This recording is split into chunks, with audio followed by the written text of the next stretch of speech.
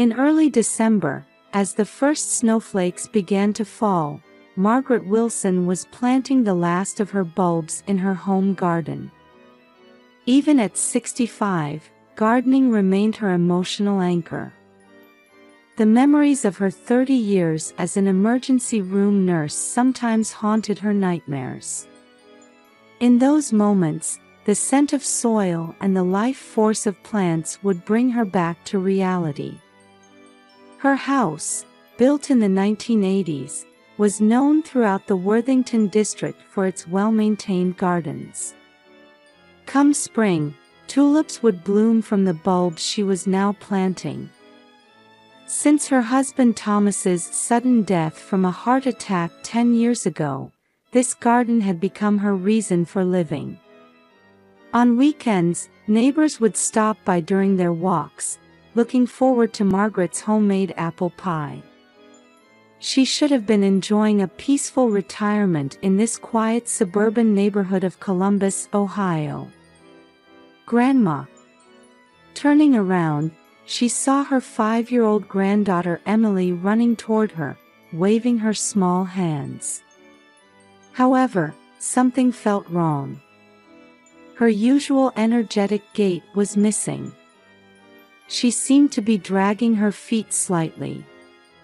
"Emily, be careful." Margaret quickly removed her gloves and spread her arms to embrace her granddaughter. Emily obediently jumped into her grandmother's arms, but her body was noticeably lighter than before. For a child conceived after 7 years of fertility treatments, this weight loss was alarming. "Emily, have you been eating your mother's cooking lately?" "Yes, but Mama says I can't get fat." Emily's voice was small and trembling. Margaret tried to gently roll up her granddaughter's long-sleeved shirt, but Emily quickly withdrew her arm. The gesture was identical to that of abused children she had seen countless times in the emergency room. "Does it hurt?" "No. I'm fine." The response was vague, and Emily's eyes remained fixed on the floor. Margaret's intuition, honed by 30 years of experience with countless abuse cases as a nurse, began raising alarm bells. Her son and daughter-in-law's house was a modern townhouse in a new development, just 15 minutes away by car. Her son James, 38, ran a real estate business. Though outwardly gentle, he had a strong attachment to money. His wife Rachel was a former investment advisor, currently a full-time housewife pregnant with their second child. Just last week at Sunday dinner, she had heard about their $4 million debt from 7 years of IVF treatments, and an additional $2 million loss from an investment scam. "James. Emily doesn't seem well." Her son rushed out to the garden. A momentary look of anxiety crossed his face. She's been a bit under the weather lately. Rachel's worried and making sure she gets plenty of rest." Her son's explanation sounded natural, but there was something artificial about it. Margaret searched for Rachel, her son's wife who was 8 months pregnant. She was watching coldly from inside the house. Recently, Rachel had changed too. Her usual vibrancy had disappeared, replaced by eyes that harbored dark shadows. "Emily, time to go home." Rachel's voice was lower and colder than usual. After that day, Margaret's opportunities to see Emily gradually decreased. Phone calls were met with responses like, "She's not feeling well," or "We're taking her to the doctor." However, Margaret, with her connections to the local medical network, knew they hadn't taken her to any doctor. Every Sunday, After Mass at St. Michael's Catholic Church, she would pray alone. Her former colleagues from Riverside Methodist Hospital would express concern about Emily's situation. "Lord, please let my instincts be wrong." Every time she prayed in church, Margaret felt overwhelmed by anxiety. It was the deepest fear she'd felt since losing her husband 10 years ago. Weekend shopping trips to Kroger hadn't included Emily for quite some time. And her premonitions would prove correct. The day after Rachel learned her second child would be a boy, Emily's condition suddenly worsened. Margaret's nursing experience forewarned her of the worst possible outcome. Since that day, Emily's condition had continued to deteriorate. When Margaret visited her son's house, Emily would sit hiding behind the stairs. The granddaughter who once bounded into her grandmother's arms now cowered like a frightened kitten. In the newly built townhouse, Emily existed like a mere shadow. "Emily, it's Grandma. Everything's all right." Even when called, Emily would only nod slightly. The child who once ran energetically around the garden now lived wrapped in long-sleeved clothes, hiding in shadows. Margaret tried several times to check for bruises on her arms, but Emily desperately refused. Her gestures clearly showed fear. During her time at Riverside Methodist Hospital, Margaret had learned the characteristic behavioral patterns of abused children. Hiding arms and legs, flinching at adult presence, abnormal eating habits. Emily displayed all of these signs. "Have you been eating well lately?" "Yes, but..." Emily glanced around cautiously before continuing in a whisper, as if terrified of being overheard. "I eat, secretly, in my room." Just then, Rachel's voice rang out from the kitchen. A metallic, cold voice from the new stainless steel counter. "Emily. What are you talking about?" At that voice, Emily's body froze for an instant. Margaret was reminded of her nursing days. The countless abuse cases in the emergency room. Children trembling at their parents' voices. And now, her own granddaughter showed the same reaction. 30 years of experience sent out every warning signal. "Rachel, could you tell me who Emily's doctor is?" At Margaret's question, Rachel's eyes widened for a moment. Cradling her 8-month pregnant belly, she showed clear signs of distress. "Oh, yes, but the primary physician is on vacation now." An excuse-like response. Rachel seemed to have forgotten that Margaret knew every pediatrician in the area. None of the doctors she regularly saw at Sunday Mass at St. Michael's Catholic Church had examined Emily. During dinner, Emily showed strange eating habits.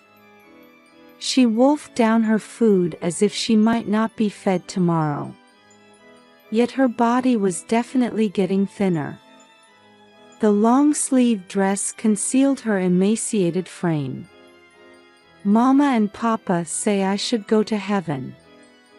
The words Emily suddenly muttered after dinner froze Margaret's spine. The same bottomless fear that had gripped her when she lost her husband Thomas enveloped her. "Emily, what do you mean?" But before she could answer, Rachel interrupted. Her eyes held a sharp light she'd never shown before. "It's bedtime. Margaret, perhaps you should head home now." As she was leaving, Margaret caught her son in the garage. In the dim light, she searched for traces of her once gentle son. "James, tell me the truth. "Mom, you're worrying too much. Emily's just feeling a bit under the weather." Her son's eyes wouldn't meet his mother's.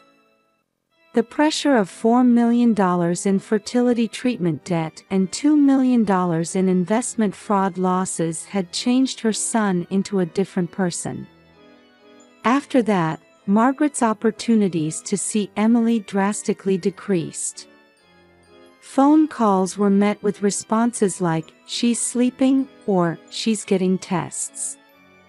However, when she checked with her former colleagues at Ohio Health Riverside Methodist Hospital, there were no records of Emily being admitted anywhere. One day, while passing her son's house after shopping at Kroger, she heard screaming from inside. It was a desperate voice that pierced through the white walls of the modern townhouse. "That's enough. At this rate, everything will." It was Rachel's voice. When Margaret approached the entrance, the voice suddenly stopped. Her son opened the door, sweat glistening on his forehead despite the winter cold. "Mom, she's not feeling well right now. But I just heard screaming. Rachel's morning sickness is severe. She's been on edge with this second pregnancy." Her son's explanation was too perfect. From behind him, Emily's crying could be heard. Her voice contained indescribable suffering. The next day, Rachel's prenatal checkup confirmed the second child would be a boy. From that moment, her son and daughter-in-law's attitude completely changed.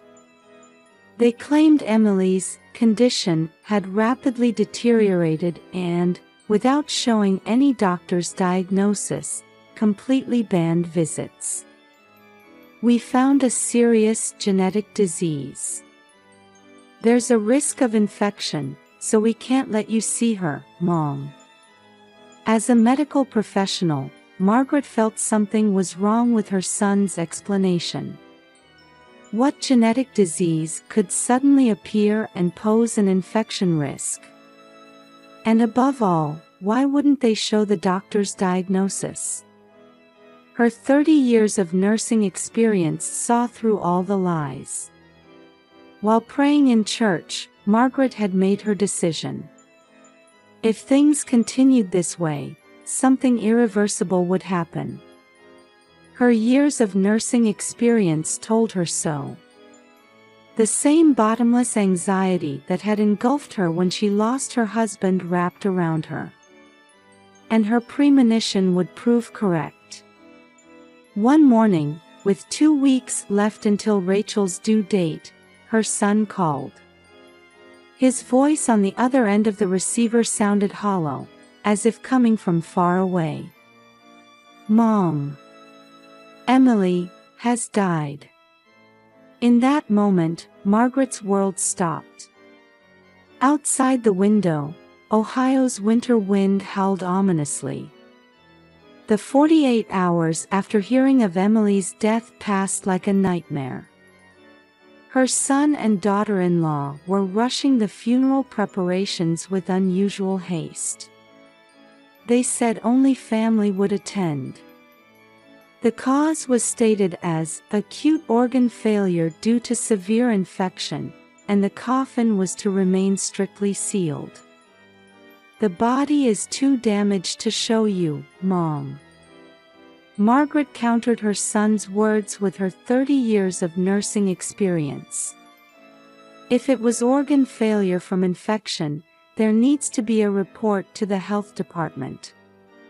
What's the report number? Who was the attending physician?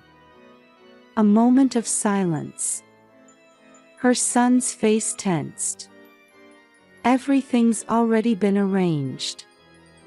"Mom, please don't worry about unnecessary things." That night, Margaret had a dream. Her husband Thomas appeared, telling her to protect Emily. When she woke up covered in sweat, the full moon cast an eerie light through the kitchen window. The day before the funeral, Rachel suddenly went into labor. 2 weeks earlier than expected. "Mom, can you handle the funeral preparations? We need to get to the hospital." After her son and daughter-in-law left for the hospital by ambulance, Margaret was left alone with the funeral director. The man seemed to want to say something. "Mrs. Wilson, actually." He looked around cautiously before continuing in a low voice. "There are strange sounds coming from the coffin." Margaret's heart nearly stopped. "Sounds? What kind of sounds?" "Like someone moving inside." At that moment, a faint sound could definitely be heard from the coffin. The funeral director left with a pale face. Margaret approached the coffin with trembling hands. In her 30 years as an emergency room nurse, she had seen countless corpses. But never had there been such a terrifying moment. And then she heard it. "Help me, help." A faint but unmistakable voice. Emily's voice. The moment Margaret's hand touched the coffin, she felt a slight vibration from within. As she carefully tried to open the lid, she heard the sound of cloth tape peeling from the inside. And then, Grandma. Emily was bound with chains, and cloth tape covered her mouth. It had slightly peeled off from tears and sweat, allowing her voice to leak out. Though her body seemed groggy from sleeping pills, she was definitely alive. "Emily. It's all right, Grandma's here." Margaret quickly began undoing her granddaughter's restraints. Her efficiency was exactly what she had cultivated in the emergency room. Emily's body was cold, and her pulse was weak, but she was unmistakably alive. "Does it hurt? Do you feel sick anywhere?" Her nursing instincts kicked in as she began checking vitals. Emily's arms showed injection marks. She had clearly been administered sleeping pills. "Mama made me take medicine. Papa tied me up." Emily's fragmentary words told the gravity of the situation. Insurance fraud. It clicked in Margaret's mind. Her son and daughter-in-law's $6 million debt. Emily's life insurance. And the birth of a male child. All the pieces fit together. Suddenly, her cell phone rang. It was the hospital. "Mom, hurry. Rachel's going into labor." Her son's panicked voice. Margaret made an instant decision. "All right. I'll be right there." After hanging up, she lifted Emily and placed her in her car. However, instead of heading to the hospital where her son and daughter-in-law were, she drove to Ohio Health Riverside Methodist Hospital's emergency room. The hospital where she had worked for 30 years. Where trusted former colleagues were. "Dr. Johnson, please. Examine this child. And call the police." Her old friend, the pediatrician, understood the situation at a glance. A treatment team was immediately assembled, and Emily's protection began. At that moment, another cell phone rang. It was her son. Margaret didn't answer. Right now, Her only duty was to save the life before her. Outside the window, Ohio's winter dawn cast a new light of hope. In the emergency treatment room at Riverside Methodist Hospital, doctors were attending to Emily. Large amounts of sleeping medication were detected in her system, and her wrists and ankles showed restraint marks. Test results appeared one after another on the monitor. Malnutrition, dehydration, mild hypothermia, all evidence of abuse.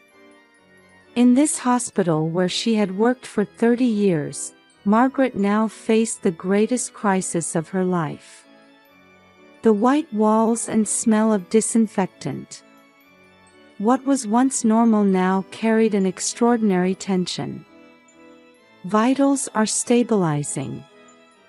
Blood sedative levels still elevated. Body temperature showing gradual improvement. The medical staff's voices flew back and forth. Each one indicated that Emily's life was still dancing with danger. "Mrs. Wilson, the police are here." A young nurse approached her. Her face showed both sympathy for her former colleague and concern for the gravity of the situation. Emily is no longer in immediate danger.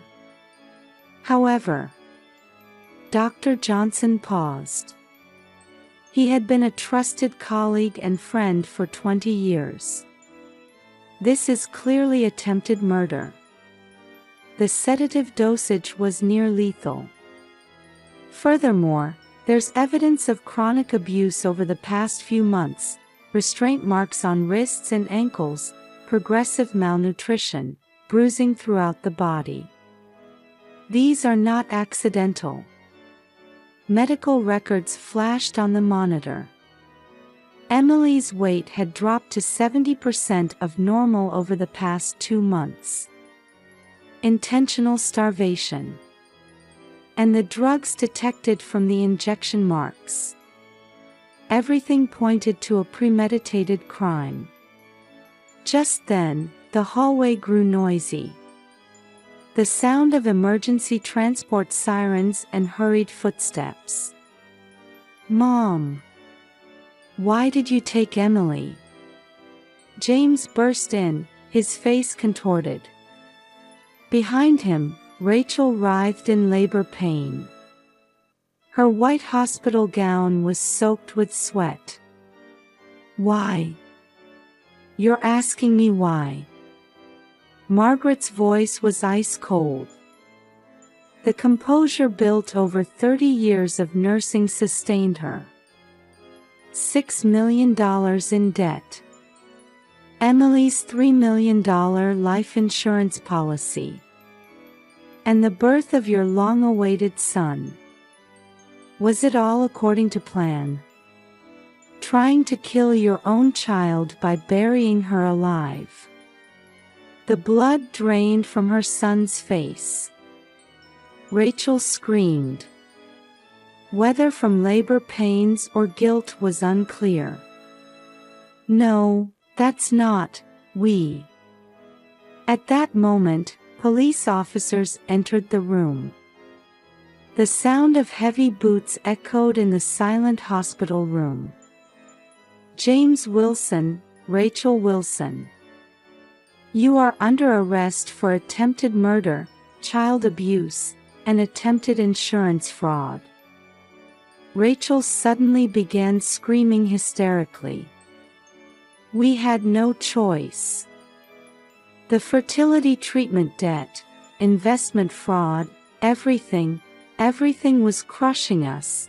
If only this child wasn't here, we could have a new life." Her screams echoed throughout the ward. At that moment, she was struck by intense labor pains. "Admit the patient. Prepare the delivery room." The medical team responded swiftly. Rachel to the delivery room. James taken away by police. His back no longer showed any trace of the once proud real estate agent, now just that of a criminal. That night, the truth emerged during interrogation. $4 million for 7 years of fertility treatments. $2 million lost to investment fraud. The desperate couple planned to use Emily's life insurance to pay off their debts. The confirmation that their second child would be a boy pushed them to make their decision. They tried to sacrifice their beloved daughter's life as a ticket to a new life. We started restricting her food 2 months ago. To fake illness, James stated flatly during questioning. His voice now lacked any emotion. Rachel obtained sleeping pills from a former hospital contact. We carefully planned everything so her nurse mother wouldn't notice. We told the funeral home it was severe damage from infection and arranged for the coffin to remain sealed. Each confession tore at Margaret's heart. In Emily's hospital room, Margaret held her sleeping granddaughter's hand.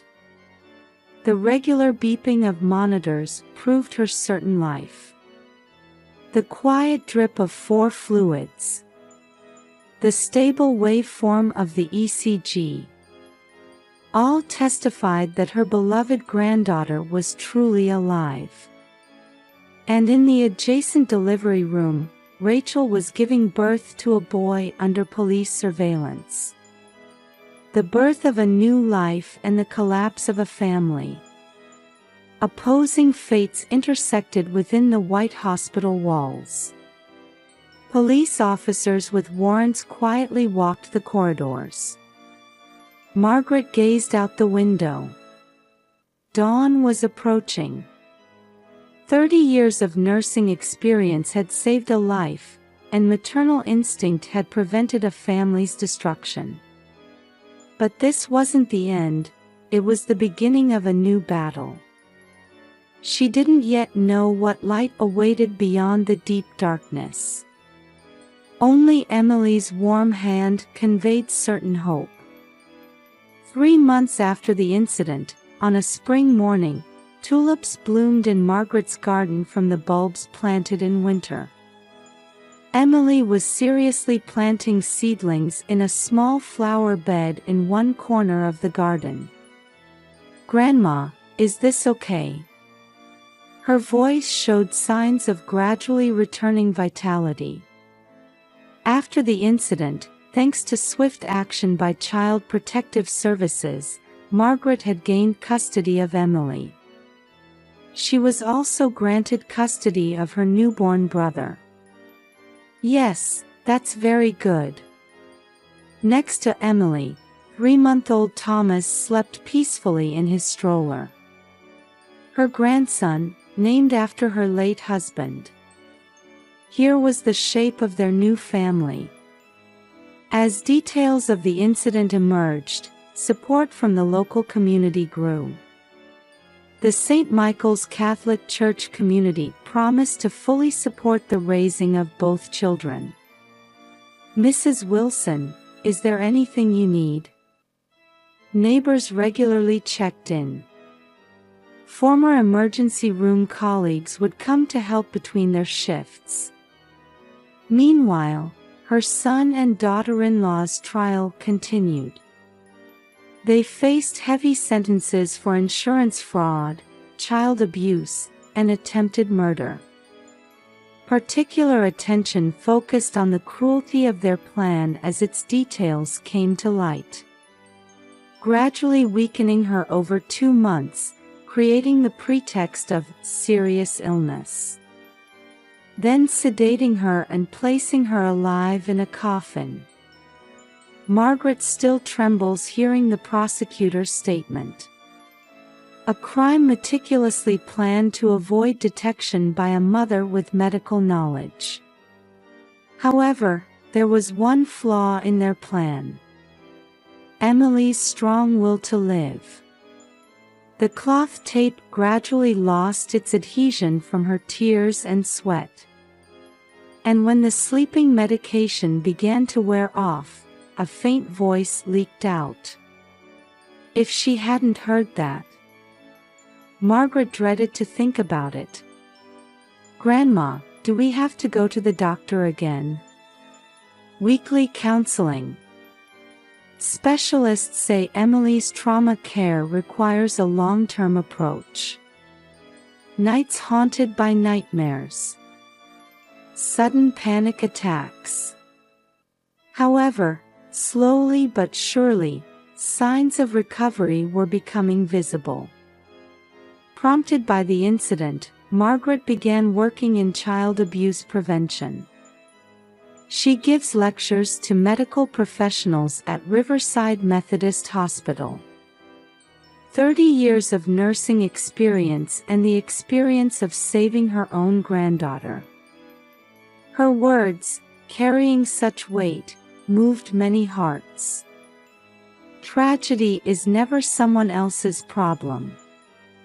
Every time she speaks, offers of cooperation invariably come from the audience. The network for early detection and prevention of abuse steadily expanded. The flowers planted in the garden shine in the gentle spring sunlight. Emily peeks at her brother's sleeping face and smiles softly. "Thomas, when you're bigger, let's plant flowers together."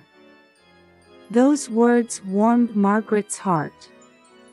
True, their family had collapsed. But here was new life and hope. "Come on, let's all have lunch." The aroma of Sunday's special apple pie spreads throughout the house. Outside the window, spring breeze blows gently, and garden tulips sparkle in the sunlight. It seemed to herald the beginning